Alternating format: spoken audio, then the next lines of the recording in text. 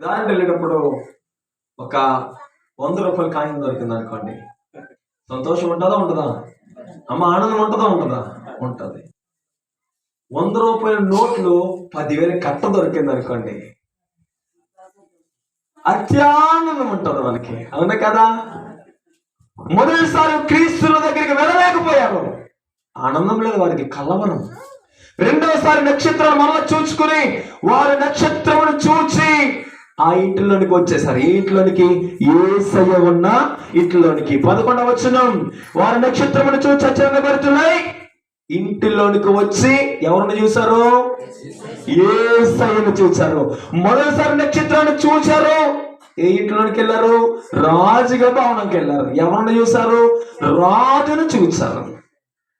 రాజును చూచారు కానీ వారికి సంతోషము, సమాధానము, ఆనందము కలగలేదు.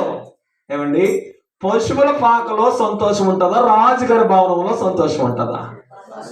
చెప్పండి అమ్మా. పశువుల పాకలో సంతోషం ఉంటుందా? ఉండమంటే ఉంటాము మనము. ఆ కంపు, పేడ, చెత్త, చెదారం అంతా. రాజుగారి భవనంలో ఏ లోటు ఉండవు. ఉంటాయా? అన్ని హై క్లాస్ అన్ని ఉంటాయి. హల్లెలూయా, హల్లెలూయా. నేను చెప్తున్నాను ప్రియమైన వారులారా, కానీ జ్ఞానులకు రాజుగారి భవనంలో సంతోషము కలగలేదు, మనశ్శాంతి, సమాధానం కలగలేదు. కానీ యేసయ్య ఉన్న ఇంట్లోనికి రాగానే అక్కడ వారికి సంతోషము కలిగింది. నేను అంటున్నాను రెండవ మాట, నేను ముగింపులోకి వెళ్తున్నాను. వారు బయలుదేరి యేసయ్య ఉన్న ఇంటికి వచ్చారు. ఎందుకో తెలుసా? వారు నక్షత్రాన్ని చూచారు. వారు ప్రయాణిస్తున్న మార్గము కూడా సరి అయిన మార్గం. అది ఏ మార్గం? అది యేసయ్య ఉన్న ప్రాంతానికి వారు బయలుదేరి వెళ్తున్న సరైన మార్గం కూడా వారు ప్రయాణం చేశారు. సరైన చోటుకి వచ్చారు. నేను అదే చెప్తున్నాను, మనం ప్రయాణిస్తున్న ప్రయాణము. ఈరోజు మనుషులు కష్టాలను కొని తెచ్చుకుంటూ ఉన్నారండి, నష్టాలు కొని తెచ్చుకుంటూ ఉన్నారు, శోధన కొని తెచ్చుకుంటూ ఉన్నారు. కారణం ఏంటి తెలుసా? యేసుక్రీస్తు ప్రభువు చెప్పిన మార్గంలో ప్రయాణం చేయడం లేదు.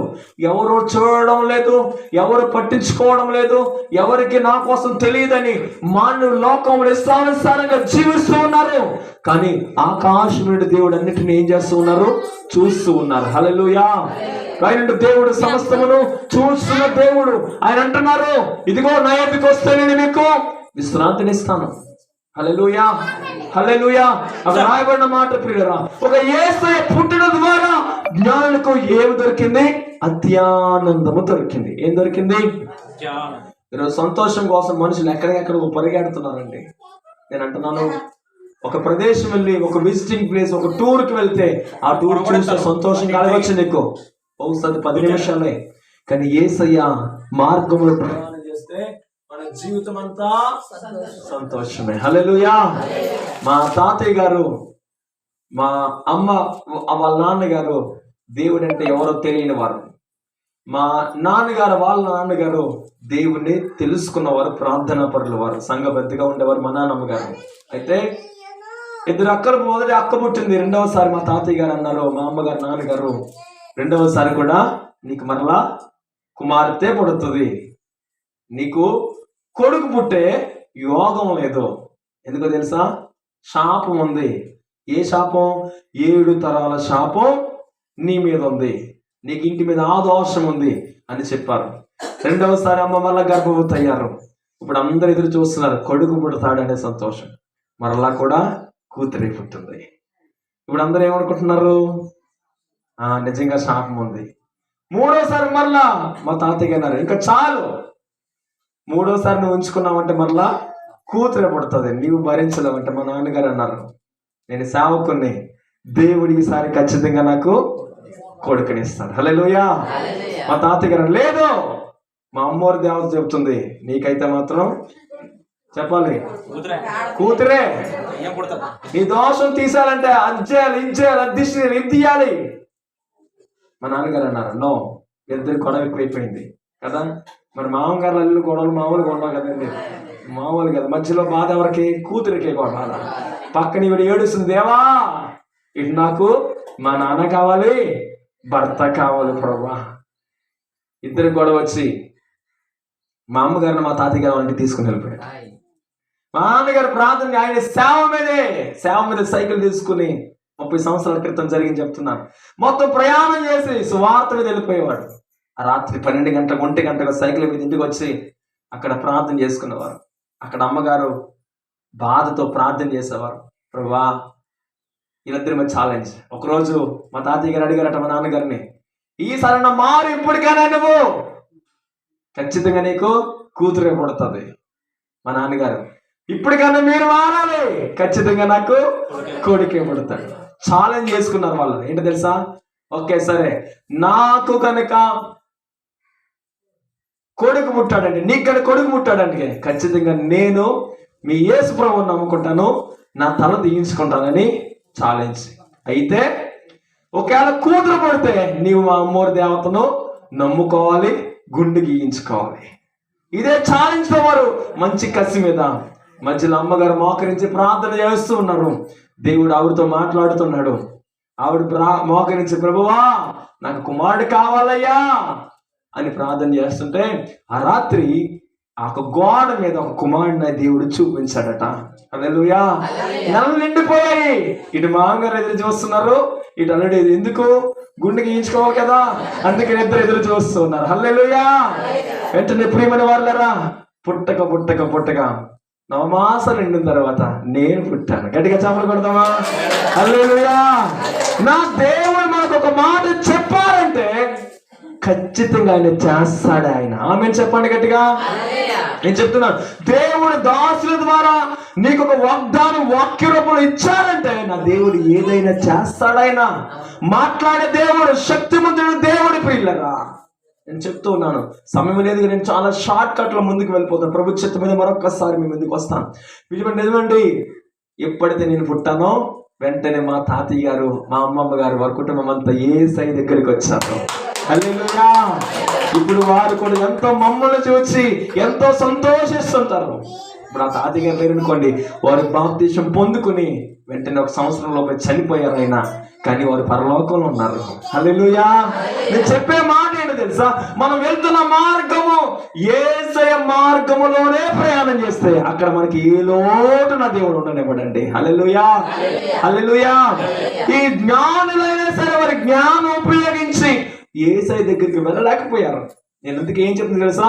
మన జ్ఞానము వెర్రితనము. నీ జ్ఞానాన్ని మనుషులు నమ్ముకునే లోకంలో ఎంతకాలం ప్రయాణం చేస్తావు? సిగ్గులు పాలవుతావు, అవమానం పాలవుతావు, నీకు గురి లేకుండా వెళ్ళిపోతావు. కానీ జ్ఞానవంతుడిని యేసయ్య మీద ఆధారపడితే ఆయన నిన్ను, నీ జీవితాన్ని తల ఎత్తుకునే వారిగా దేవుడు చేస్తాడు. హల్లెలూయా. ఆ వార్త జ్ఞానులకు మాత్రమే కాదు, గొర్రెల కాపరులకును ఇవ్వబడింది, దూతలకును ఇవ్వబడింది.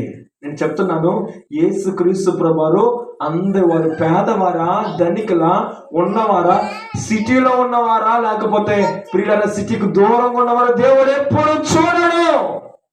ఒకటే చూస్తాడు, నేను వారి హృదయం వెళ్ళడానికి అవకాశం ఉందా, నేను వారి హృదయంలో ఉండటానికి చోటు ఉందా. ఆ రోజు యేసయ్య పశుశాలలో పుట్టారు, ఈ రోజు యేసయ్య హృదయంలో పుట్టడానికి సిద్ధంగా ఉన్నారు. హల్లెలూయా. పశుశాలలో పుట్టిన యేసయ్య ఉన్న చోటంతా చీకటి, కానీ యేసయ్య పుట్టిన తర్వాత చీకటి పోయింది. అమ్మా, నీ కుటుంబంలో, నీ జీవితంలో ఒకవేళ పాపం అనే చీకటి ఉందా? సమస్య చీకటి పరిపాలన చేస్తుందా? ప్రజలకు అవమానాలను చీకటి పరిపాలన చేస్తున్నాయా? ఏ బాధను సతమతమైపోయిన చీకటిని అనుభవిస్తున్నావా?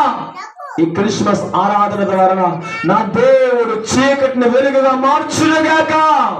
హల్లెలూయా అంటున్నాను ప్రియులారా. చీకటిని తొలగించడానికి, వెలుగును ఇవ్వడానికి యేసయ్య వచ్చాడు. మొదటిది, అత్యానందముతో నింపడానికి యేసయ్య ఈ లోకానికి వచ్చారు. మనుషులకు ప్రియులారా ఆనందం లేదు. ఎందుకంటే ఒక బాధ. ఏంటా బాధ? నరకానికి వెళ్ళిపోతామనే బాధ. ఎందుకంటే పాపం చేసిన వ్యక్తి ఎక్కడికి వెళ్ళిపోతాడు? నరకానికి, నేరుగా నరకానికి వెళ్ళిపోతాడు. బాధ.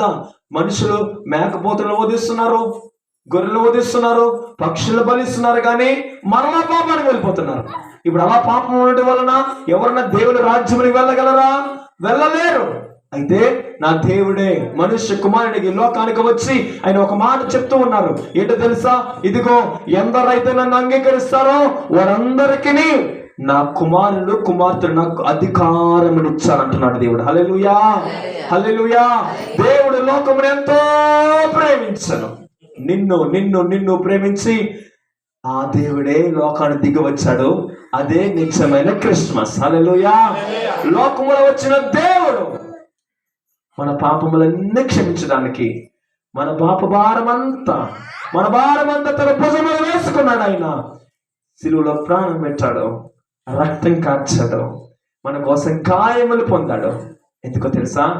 నిన్ను ప్రేమిస్తున్నాడు ఆయన. హల్లెలూయా. ఎవరు లేరు, నువ్వు బాధపడాల్సిన పని లేదు.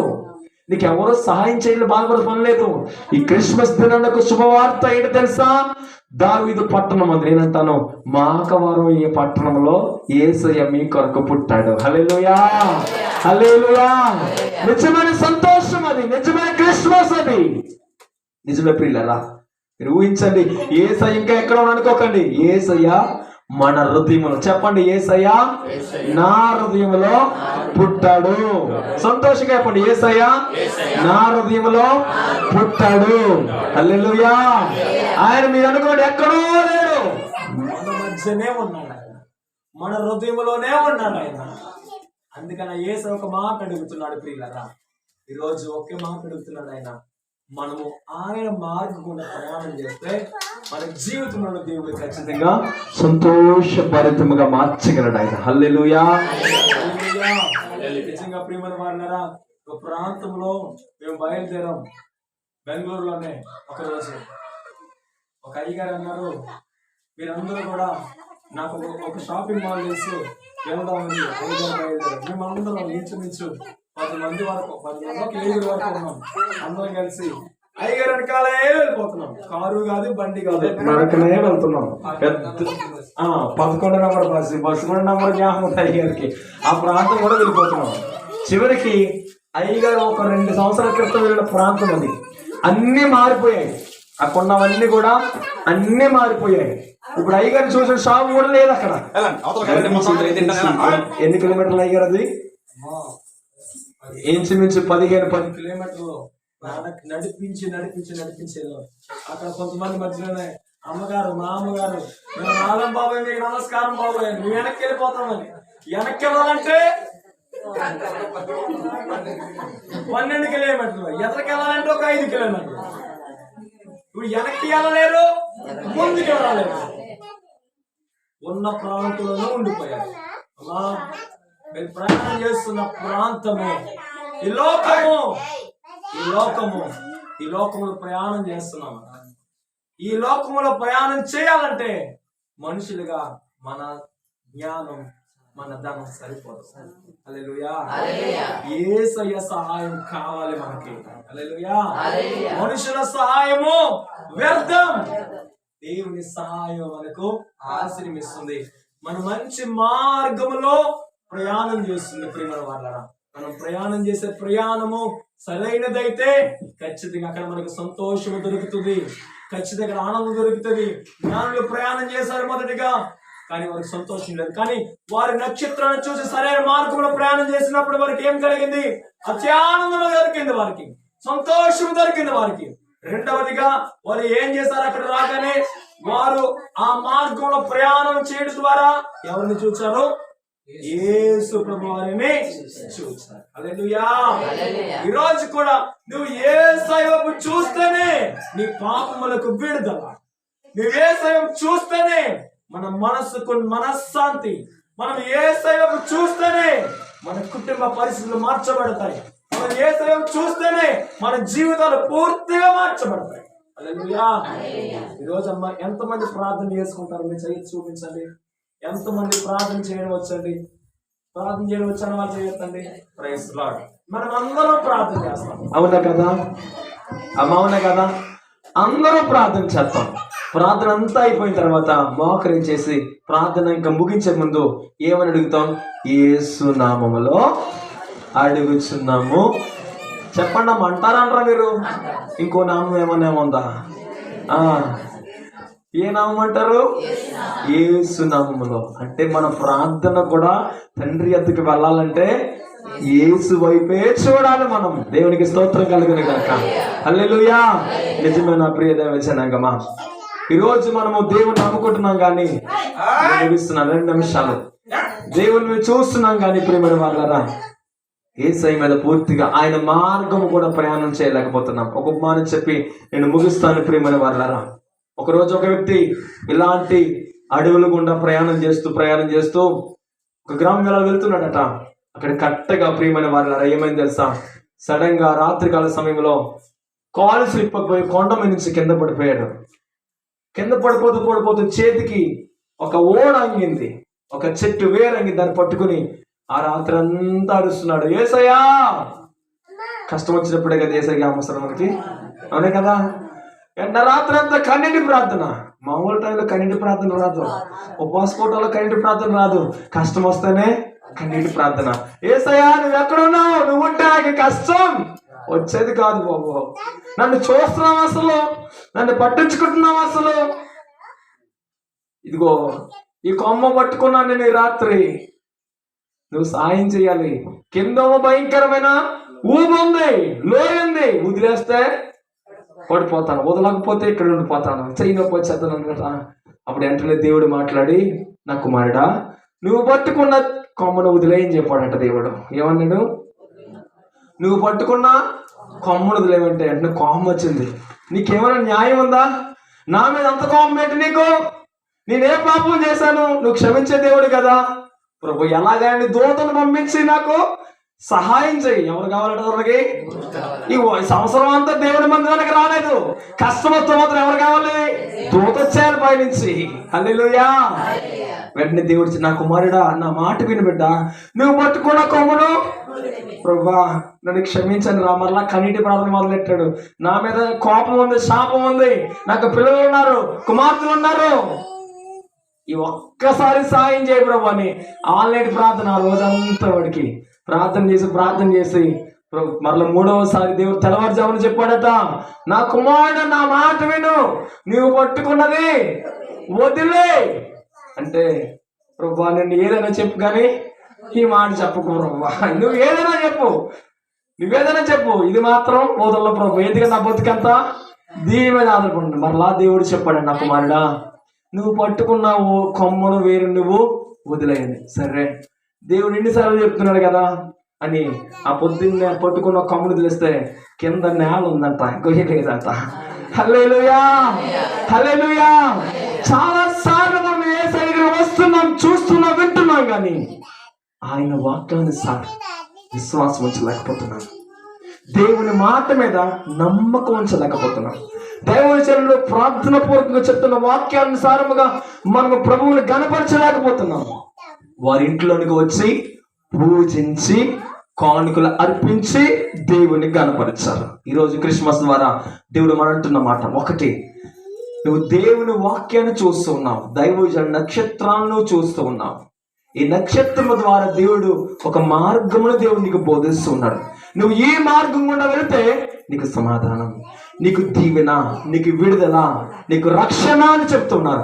నువ్వు ఈ మార్గం గుండా వెళితే అక్కడ శత్రువు పొంచి ఉంటాడు, ఎవరి మునిగుందనా ఎవరు నరకానికి పంపాలని ఎదురు చూస్తాడు. దైవజన నక్షత్రము ద్వారా దేవుడు నీకు ఒక మార్గం చూపిస్తూ ఉన్నాడు.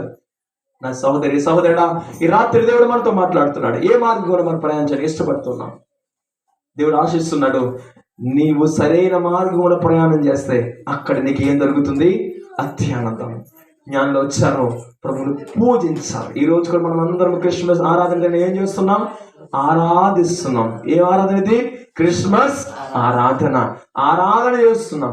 ఎందుకు తెలుసా, క్రిస్మస్ ఆరాధన ద్వారా దేవుడు మనందరికి సంతోషం అనుగ్రహించును గాక. ఆమెను చెప్పండి గట్టిగా, హల్లెలూయా. రెండవది, క్రిస్మస్ ఆరాధన మనందరికి సంపూర్ణ సమాధానం అనుగ్రహించును గాక. హల్లెలూయా.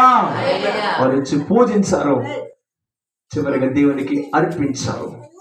మనము కూడా దేవునికి శక్తి లోపం లేకుండా మన హృదయాలు అర్పించుకోవాలి. ఏమర్పించాలి, హృదయములు అర్పించాలి. హృదయాలు అర్పిస్తేనే యేసయ్య మన హృదయంలోకి వస్తాడు. ప్రియమైన వాళ్ళారా, అందరు కళ్ళు మూసుకొని చిన్న ప్రార్థన చేసుకుని సమయం దైవజనులకి చిన్న ప్రార్థన. ప్రేమ గల దేవా, ఎంతవరకు వాక్యం ద్వారా మాతో మాట్లాడారు. సమయం ఆలస్యమైన నీ బిడ్డలు ఎంతవరకు ఓపికతో కూర్చుని ఆసక్తితో నీ వాక్యాన్ని విన్నారు.